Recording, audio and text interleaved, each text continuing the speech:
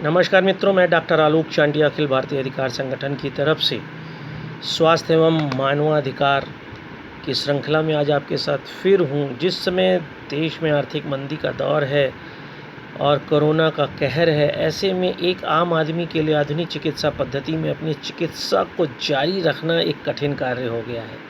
लेकिन ऐसी स्थिति में हर व्यक्ति भी स्वस्थ भी रहना चाहता है।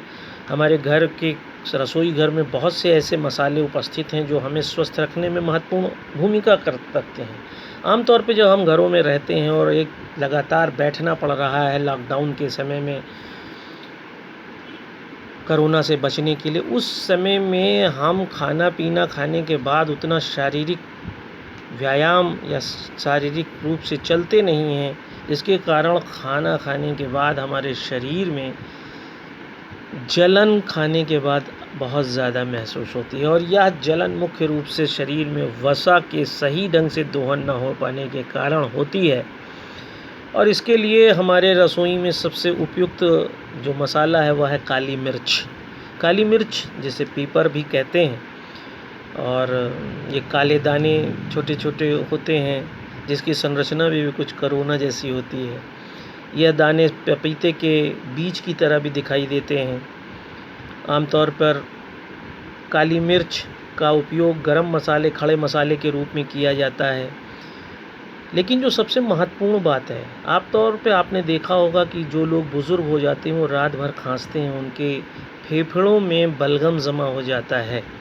एक तो यह इसलिए होता है कि हम गहरी सांसें नहीं लेते, अनुलोम विलोम नहीं करते, जिससे धीरे धीरे अपनी कार्य क्षमता में घटता हुआ फेफड़ा बलगम से ग्रसित हो जाता है। और इस बलगम को निकालने का सबसे अच्छा कार्य काली मिर्च करता है। इसलिए काली मिर्च के दाने को पीसकर शहद के साथ खाने से बलगम बॉडी से निकल जाता है। या फिर आप चाय बनाएं तो उसमें काली मिर्च डालें, उससे भी बलगम में फ़ायदा होता है।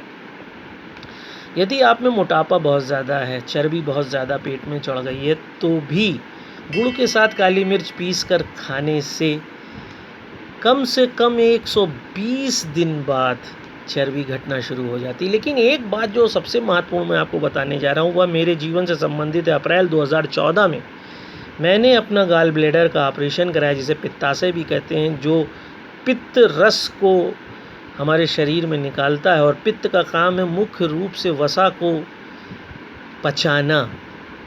लेकिन जब गाल ब्लेडर ही नहीं रहता है, पित्ताशय नहीं रह जाता है, तो पित्त का काम ख़त्म हो जाता है। और जब गाल ब्लेडर निकल जाने के बाद वाले व्यक्ति को कोई भी वसा से युक्त सामान खाने में बहुत दिक्कत होती है, उसे बहुत जलन होती है। वह पूड़ी बहुत मुश्किल से खा सकता है, दही बहुत मुश्किल से खा सकता है, घी बहुत मुश्किल से खा सकता है। उसके बाद वो बहुत परेशान रहता है।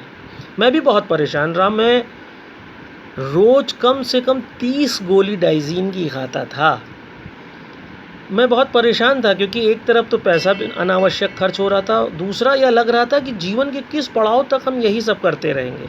और मैंने अध्ययनों के द्वारा पाया कि यदि काली मिर्च भी दो तरह की हैं, सफ़ेद काली मिर्च और काली मिर्च। लेकिन काली मिर्च के पाउडर को आप पीस लें और जिस भी खान पान के पदार्थ का आप उपयोग करें, चाहे वो चाय हो चाहे खाना, उसमें वो थोड़ा सा एक चुटकी उसको डालें।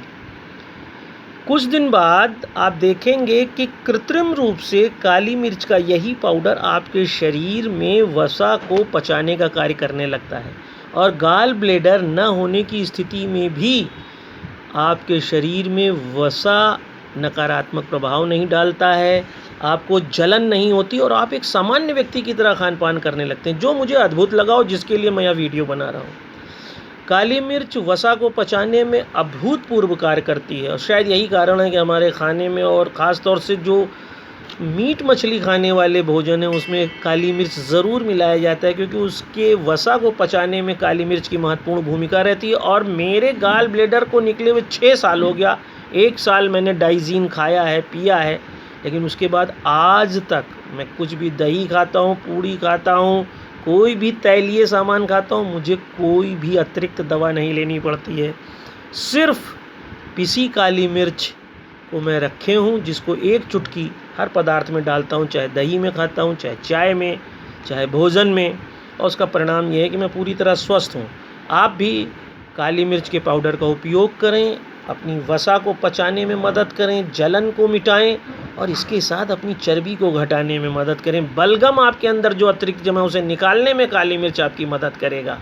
यह वीडियो अखिल भारतीय अधिकार संगठन ने सिर्फ इसलिए आपके सामने प्रस्तुत किया है ताकि आप भी घर में जो औषधीय गुण वाले मसाले उनका उपयोग करके स्वस्थ रह सकें, पैसे पर आधारित चिकित्सा से दूर होते हुए अपने भोज्य पदार्थों के साथ प्रयुक्त होने वाले मसालों को खाकर स्वस्थ रहें और राष्ट्र को मजबूत करें। यदि आपको यह वीडियो समझ में आता है तो आप इसे दूर तक ले जाएं, क्योंकि अखिल भारतीय अधिकार संगठन का प्रयास यही है कि सकारात्मक रूप से राष्ट्र को मजबूत बनाया जाए, स्वस्थ बनाया जाए। जय हिंद।